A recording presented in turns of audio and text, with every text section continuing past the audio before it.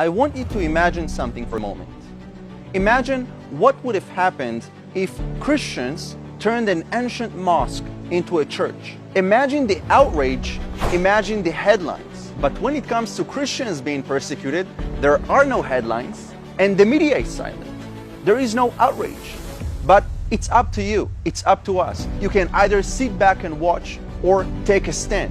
Erdogan's Turkey has decided to turn Hagia Sophia, one of the most iconic Christian symbols in Turkey and once a holy church, into a mosque. Hagia Sophia was built in 537 AD as a Christian cathedral church.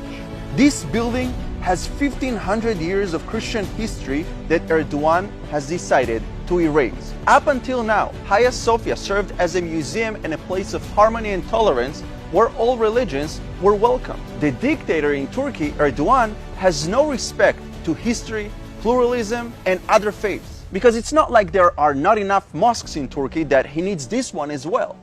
Turkey is a country where there are mosques in just about every corner. But this is precisely the radical Islamist ideology, to turn anything non-Muslim to Muslim. This is what radicals have been doing in India, occupying Hindu temples and then attempting to claim ownership over them. This is what radicals did in Damascus. They turned churches into mosques and built mosques on the top of churches.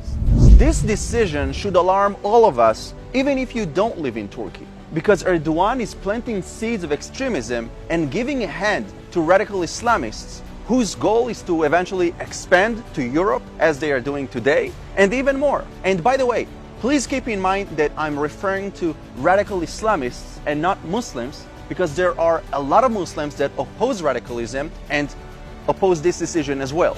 But here's why it matters. Because in most of the Muslim countries, the Christian community suffers from horrible persecution every day. They are facing discrimination from the authorities, and in Turkey, for example, Christians have no access to state employment. Christianity is the most persecuted faith, and yet you see Western leaders that are working so hard to not offend anyone with their political correctness instead of standing like a lion to hatred and persecution. We live in a world with many weak leaders, including weak Christian leaders, whose top priority is to not offend anyone.